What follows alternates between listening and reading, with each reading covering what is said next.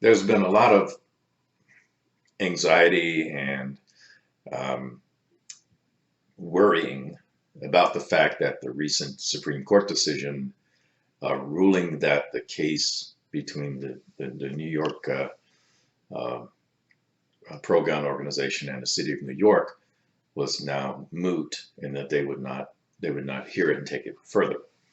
And I happen to feel, after doing the reading and research, if I was a judge, I would have ruled the same way. And that is what I would expect of any judge, and especially the ones on the Supreme Court. Um, and I want to talk about what's next, which is, in my view, good news. But first, well, as I said, I think that the next step with what's going on with the Supreme Court is good news. What you should know is that, yes, the New York State Rifle and Pistol Association versus New York City was finally ruled as moot, and the Supreme Court decided not to take that case further. Again, as I said earlier, I think that was the correct call. Um, what it did is it freed up the docket for what I believe are more important cases that have a lot more teeth in them. And let me explain why.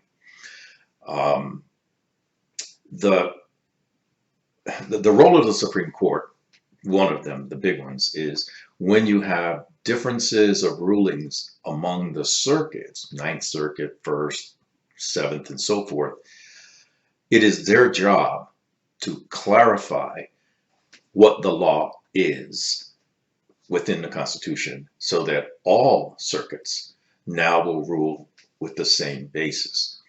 Now, what we're looking for, what Second Amendment proponents are looking for, is a ruling that says we have a right to keep and bear arms and to bear them in public without restriction. That would pretty much destroy almost every anti-gun law that's on the books today. The other thing it would do is that such a ruling would say any law by government, whether it's city, state, or federal, must now meet strict scrutiny, which is not what's happening in the lower courts. In the lower courts, it's called to balance public safety with a constitutional right. And the Second Amendment is the only one that's using that formula. And that's because there has not been an actual ruling on it. There's been plenty of rulings on the First Amendment, the Fourth Amendment, Fifth, and so forth, but not on the Second. So that's why the anti-gun people are so terrified, and they need to be. Now, what I say from that is there are 10 cases now in queue to be heard by the Supreme Court. Heard meaning they're going to decide if they're going to take one or more and move forward with them. Of the 10, 5 of them deal with this idea that in order to have a concealed carry permit or be able to carry your firearm in public, you have to have a good reason restriction. And that good reason is determined by a law enforcement person. Now, we don't have to have a good reason to stand in a public square and talk about being a white supremacist. Nobody's going to come and arrest you for doing that. No, you don't need a permit to say those kind of things. It might be distasteful to some, but it's still your First Amendment right.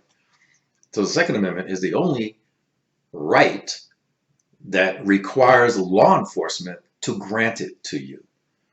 And so there are five cases now that are going to challenge that.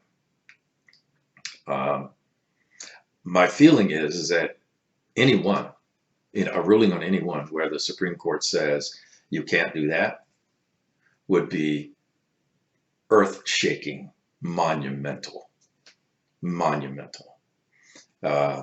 Because in order to do that, they would also have to say what we were expecting in the New York case, that we have a right to carry our firearms in public outside the home without restriction.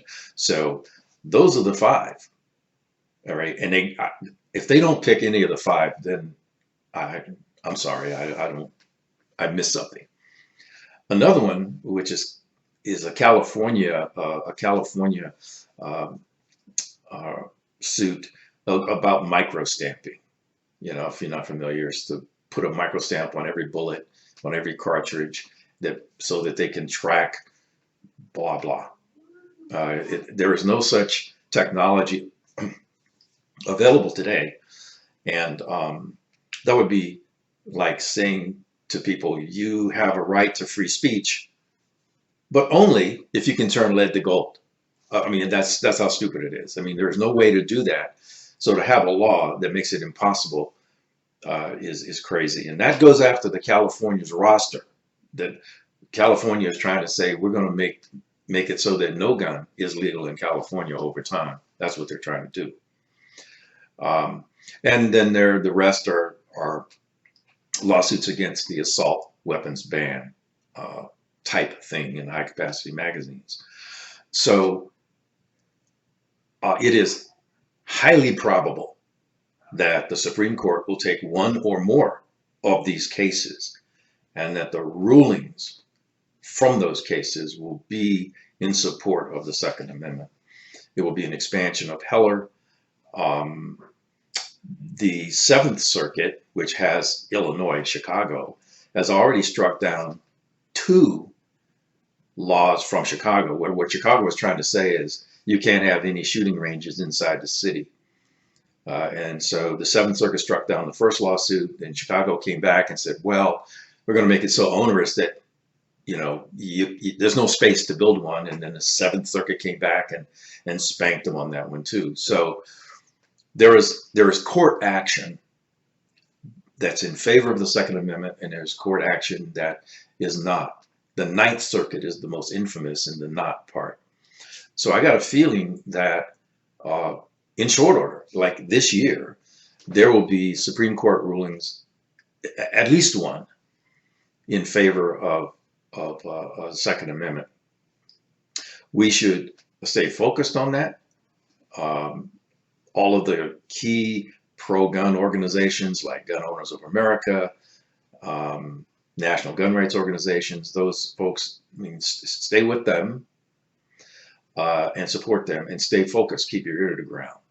Make sure that you understand what the conversation is about, and be prepared. The anti-gun people, now once you get a Supreme Court ruling, they're going to be gnashing their teeth for the next 70 years, right? It'll be the same as what happened with the Civil Rights Movement, when they passed the Civil Rights Act, the same when they had Brown versus Board of Education. It was cataclysmic in terms of what it did to our social fabric. Roe v. Wade and you know, the right to abortion for women. People have been fighting that ever since the first day that ruling was made. However, it has been upheld as the law in the country, regardless of how many people dislike it. And that will be the same for gun rights. But there will be people that are anti-gun that will take action, some probably very aggressive, to confront pro-Second Amendment people in such a way to spark violence. Now, I'm not a tinfoil hat guy. I just been around a while, and I got a feeling they're not going to go quietly into the night. So we need to stand by and be prepared for that.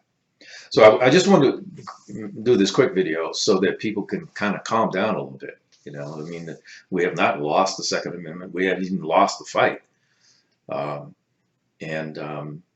We'll see Monday, because this coming Monday, which would be the 4th of May, 2020, we'll see which ones the Supreme Court decides to hear, because they're supposed to come out with some kind of update. So with that, please continue watching, and thanks for watching. Carry on.